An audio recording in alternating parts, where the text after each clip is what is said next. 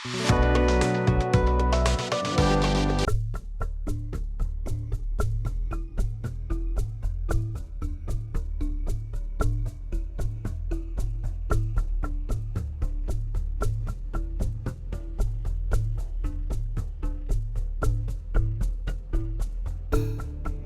मैं जीरो से शून्य से शुरू होकर के शिखर पर पहुंचा।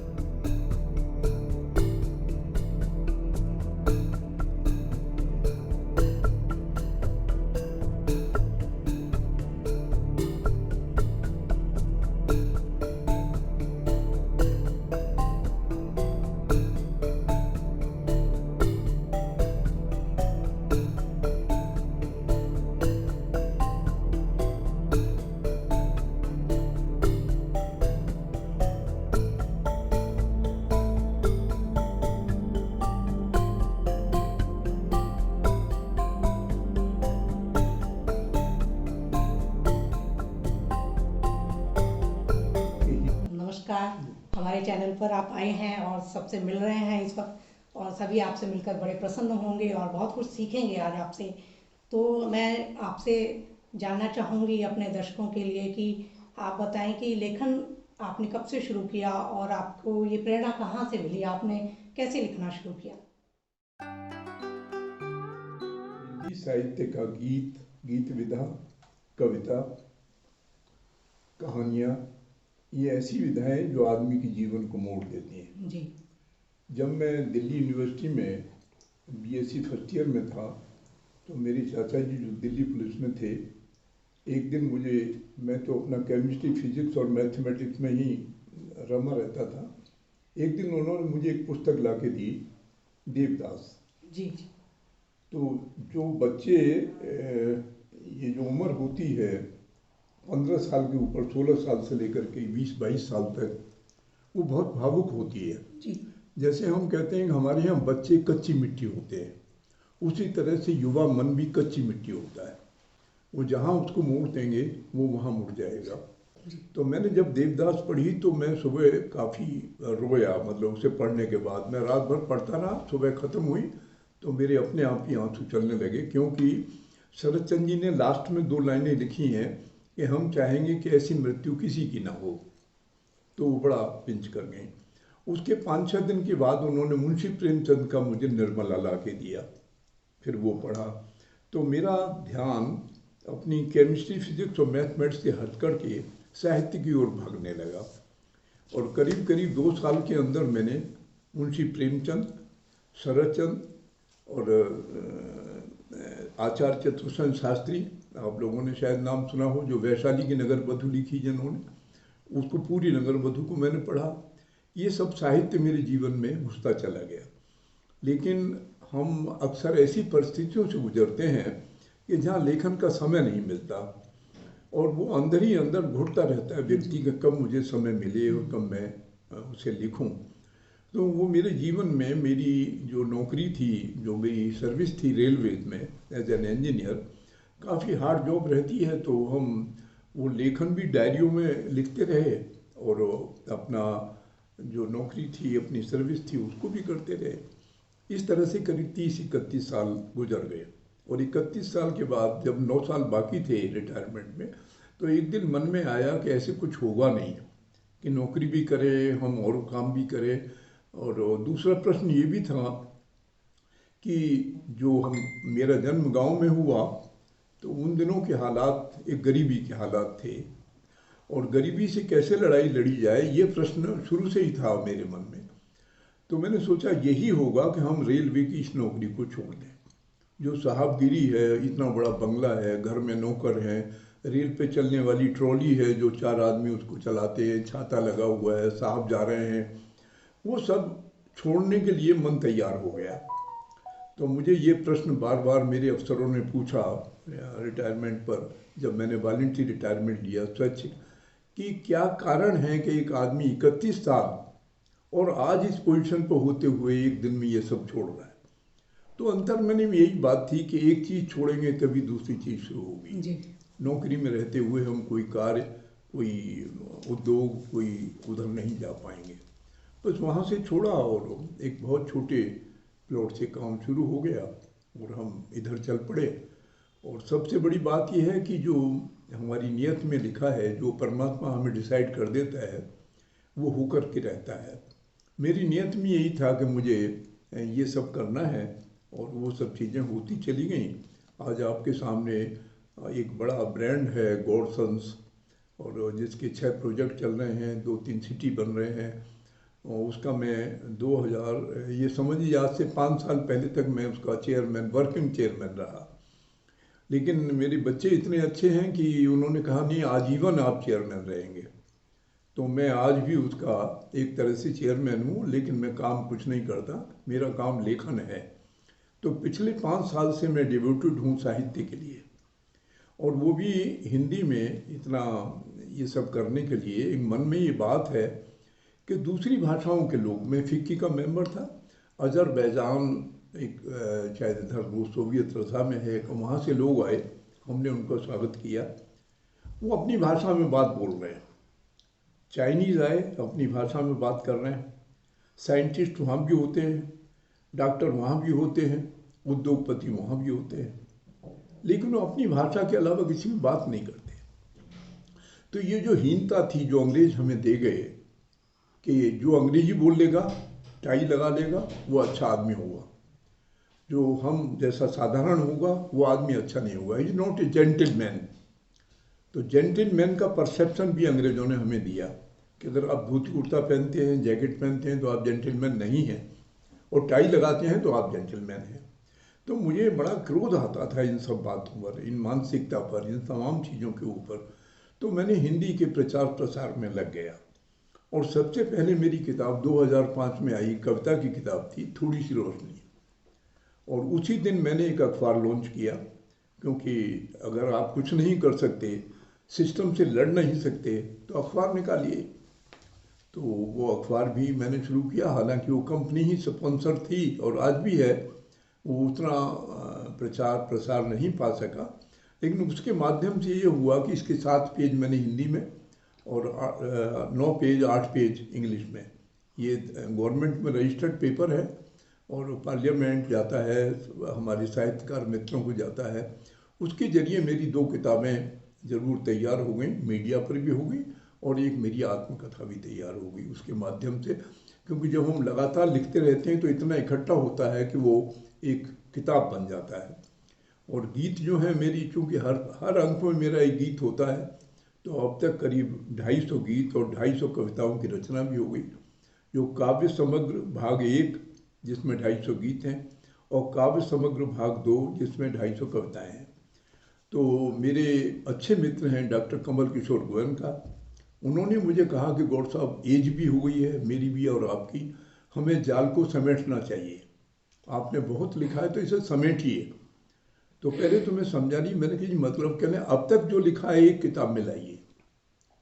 तो मैंने कहा उसको खरीदेगा कौन, पढ़ेगा कौन उसे, आज तो आदमी को फुर्सत नहीं है मीडिया से। तो उन्होंने कहा नहीं, इसे पढ़ेंगे जो पीएचडी करेंगे, जी। जो हिंदी में पीएचडी करेंगे वो लोग इसको पढ़ेंगे। आपको आपको मार्केट में तो बेचनी नहीं है, आपको पैसा कमाना नहीं है उससे। तो तमाम यूनिवर्सिटीज़ में भेजिए, कॉलेज में भेजिए। तो मैंने कहा ठीक है, आई विल डू दैट। तो 3 किताबें मेरी आ रही हैं, एक आत्मकथा है और 2 गीत पर और कविता पर किताब जीवन आप लंबे समय से लिख रहे हैं, बहुत समय आपको हो गया है, तो आपको जरूर जो पहली रचना आपकी रही होगी वो जरूर याद आती होगी, और जब वो छपी होगी तो आपने कैसा अनुभव किया होगा, वो हमारे दर्शकों को बताइए। है। पहली कविता, जो सबसे पहली कविता लिखी गई जहाँ पेन चला, वो सुन करके आपको शायद अच्छा नहीं लगेगा।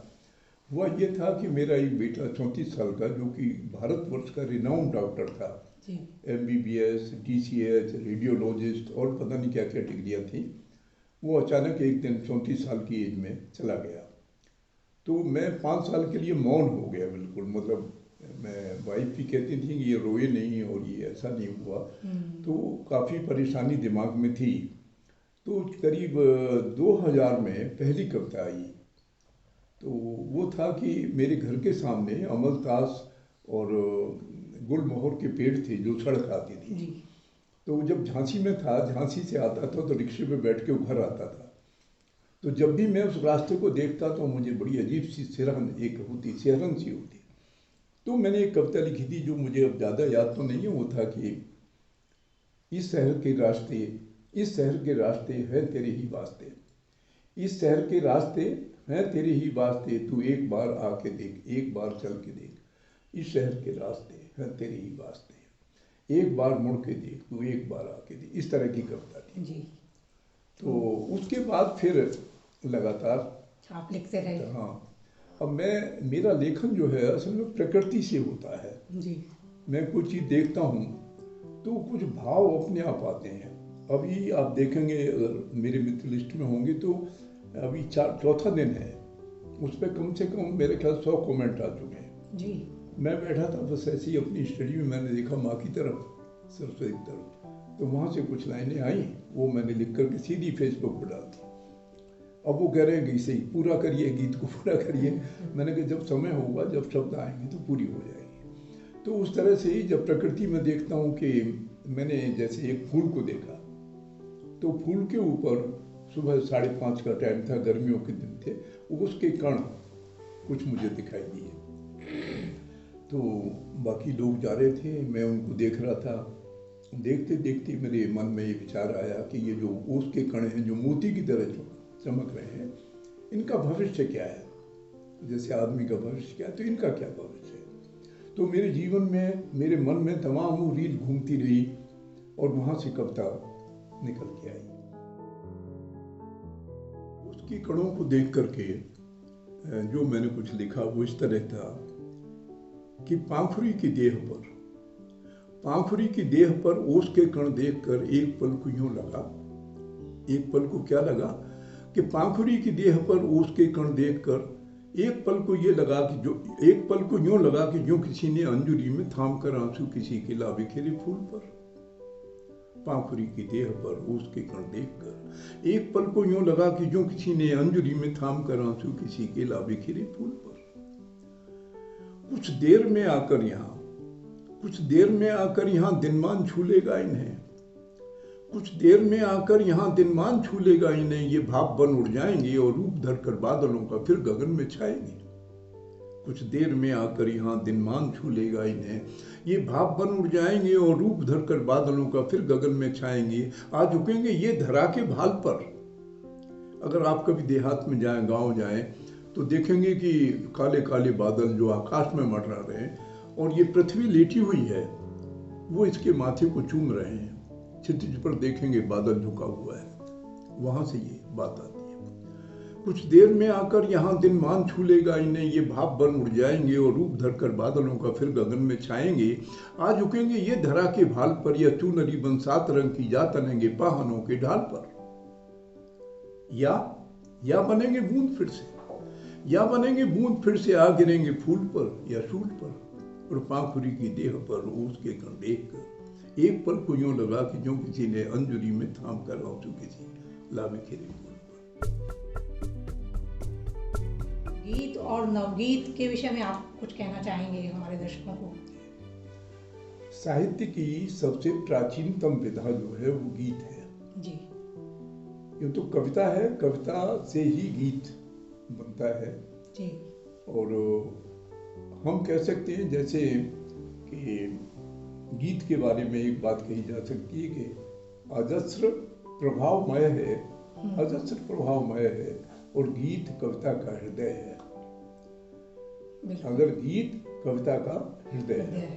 अब सवाल यह है कि जो परंपरागत गीत थे, पारंपरिक गीत जिन्हें कहते हैं, सूर्यकांत त्रिपाठी निराला, प्रसाद, और सूर्यकांत त्रिपाठी निराला तो बाद में फिर नवगीत में भी आ गए थे, महादेवी वर्मा, जयशंकर प्रसाद, ये तमाम लोग जितने भी थे, फिर बाद में जो पीढ़ी आई, राम अवतार त्यागी, ये जितने भी सब लोग आए, तो सबने गीत लिखे जी।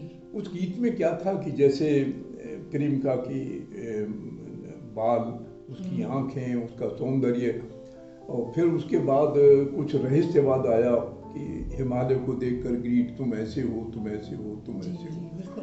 तो गीत वहाँ उलझा रहा। तो 1960 में, 60 के दशक में फिर एक नवगीत का उदय हुआ जी। तो नवगीत का उदय गीत से हुआ। अंतर केवल ये रहा कि नवगीत में एक नए बिंब आए जो समाज से संबंध रखते थे। जी। वहाँ व्यष्टि थी, व्यक्तिवाद था, और यहाँ समष्टि थी। नवगीत में ये परिवर्तन हुआ कि वो समाज की बात लिखता है, आज के बिंब लिखता है, आज की चीजें लिखता है। वो नवगीत है और वो गीत है, ये अंतर है, और कोई विशेष अंतर नहीं है।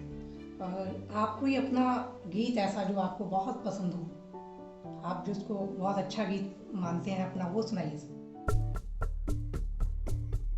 जीवन के यदि किसी मोड़ पर, जीवन में यदि किसी मोड़ पर राही मिल जाए, तो रहना होशियार, देखना प्यार न हो जाए। और प्यार की परिभाषा फिर मैंने दी है कि प्यार वही जो चलकर आए, प्यार वही जो चलकर आए, आकर गले मिले, और फिर दोनों को लगे कि हम तो सदियों बाद मिले। फिर दोनों को लगे कि हम तो सदियों बाद मिले। और प्यार यदि हो एक तरफा, और प्यार यदि हो एक तरफा, तो समझो एक छल है। प्यार यदि हो एक तरफा, तो समझो एक छल है। और दोनों ओर बही, तो समझो गंगा का जल है। क्या बात। प्यार वही जो चल कर आए, आकर गले मिले, फिर दोनों को लगे कि हम तो सदियों बाद मिले। प्यार यदि हो एक तरफा, तो समझो एक छल है, और दोनों ओर बही, तो समझो गंगा का जल है। डूबे नैया बीच भंवर तो, अरे डूबे नैया बीच भंवर तो, इतना ध्यान रहे, एक अकेला भुज बंधन से छूट नहीं जाए। और जीवन के यदि किसी मोड़ पर राही मिल जाए, तो रहना होशियार, देखना प्यार न हो जाए। और इस जगत में दो प्रकार के प्राणी होते हैं। एक होते हैं जो सुबह उठते हैं और शाम तक 2 दूनी 4 दूनी 8 दूनी 16 दूनी 32 दूनी 64 इसमें रमे रहते हैं। शाम को जाते हैं, कितना घाटा हुआ, कितना फायदा हुआ, खाना खाते खाते भी वो हिसाब रहता है, फिर सो जाते हैं। बच्चे पैदा करते हैं, सो जाते हैं, मर जाते हैं, चले जाते हैं। एक ये कैटेगरी हमारे हिंदुस्तान में अगर आप परसेंटेज के हिसाब से देखेंगे तो वहाँ उनको लेकर के मैंने लिखा है कि जो जीते हैं जग में लेकर खाता और वही, जो जीते हैं जग में लेकर खाता और वही, उनका आना इस जगती में घटना एक रही। अरे एक उम्र ही तो मिलती है हमको जीने को, कितना धन लेकर आए जो डर खोने का हो। और प्यार पोटली की कीमत, प्यार पोटली की कीमत कुछ हीरे सी होती, प्यार पोटली की कीमत कुछ हीरे सी होती। रखना इसको लगा गले से, रखना इसको लगा गले से, गांठ न खुल जाए। जीवन के यदि किसी मोड़ पर राही मिल जाए, तो रहना होशियार दे।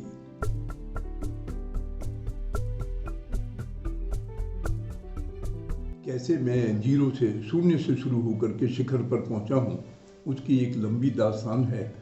और वो मेरी आत्मकथा के रूप में, उसका हेडिंग है स्मृतियों के अमलतास, वो ब्रैकेट में लिखा है आत्मकथा। तो वो एक अच्छी पुस्तक आ रही है। उसके पहले पन्ने पर जैसे कवर को हटाएंगे तो वहाँ लिखा हुआ है मैंने, कोई भी लक्ष्य बड़ा नहीं, कोई भी लक्ष्य बड़ा नहीं, हारा वही जो लड़ा नहीं। क्या बात। कोई भी लक्ष्य बड़ा नहीं, हारा वही जो लड़ा नहीं। न भाग्य को दोष दें आप, न किस्मत को दोष दें, हारेगा वही जो लड़ेगा नहीं। तो उसमें श्रम, केवल श्रम, बिना किसी परवाह के, बिना इस बात के वो कर्मणि मावाधिकारस्ते मा फलेषु कदाचन, उसको सोचते हुए, फल की तो बाद में बात करेंगे ना, पहले कर्म तो कर लें। आप पहली फल की सोचने लगते हैं। तो मेरा उद्देश्य आज के युवाओं को यही है मत करिए परवाह कि आपके पास, क्यों देखते हैं आप रोजाना गजट की आज कहाँ नौकरी निकली है, कहाँ नौकरी। बिल्कुल। अरे कुछ भी शुरू कर दो भाई, मैंने किया अपने जीवन में, मैं सड़क छाप हो गया, बच्चों की एजुकेशन और रोटी के लिए भी लाले पड़ गए, लेकिन हार नहीं मानी। अगर वो है कहीं पर तो देखता है कि व्यक्ति कर क्या रहा है, ये कितना हिम्मती है, क्या काम करता है, वो मदद तो तब करेगा जब हम कुछ करेंगे। तो मैं तो कहता हूँ कुछ भी शुरू कर दीजिए। उदाहरण के लिए मैं आपको देता हूँ, जीती जागती एग्जाम्पल देता हूँ। हरियाणा में, मुझे गांव याद नहीं है, मैंने कहीं लिखा हुआ है, एक महिला, पति मर गया, मजदूर, कोई जमीन नहीं, कुछ नहीं, गांव में रहते हैं, बच्चे स्कूल भेजती है, क्या करें। उसे किसी ने आके एक मंत्र बताया कि तुम एक बक्सा ले आओ मधुमक्खी पालने का जी। वो भी किसी से पैसे उधार लेके एक बक्सा ले आई, और ये किसान के हाथ जोड़े कि मैं तुम्हारी वहाँ मैड जिसे कहते हैं वहाँ रखवा दो। आज उसके यहाँ 10 एम्प्लॉय काम करते हैं। उसने इंडस्ट्री क्रिएट कर दी अनपढ़ महिला ने। उस गांव में नहीं, उस गांव में तो कितने ही बक्से रखे हुए मिलेंगे, आसपास के गांवों में जा करके पार्टनरशिप बेसिस, भैया और कुछ नहीं तो तुम थोड़ा हमसे शहद ले लेना, और वो शहद पैकिंग करके अब बाहर भेज रहे हैं। तो मैं तो कहता हूँ बजाय नौकरी ढूंढने के आप नौकरी दीजिए। क्या बात है, बस। बहुत सुंदर। श्रीमान, आपने हमारे युवाओं को और दर्शकों को बहुत अच्छा संदेश दिया है और अपना समय दिया बहुमूल्य, और मैं आशा करती हूँ कि आगे भी आप हमारे चैनल के लिए कुछ ना कुछ सुनाते रहेंगे और युवाओं को प्रेरणा देते रहेंगे। बहुत बहुत धन्यवाद, आपने हमें समय दिया।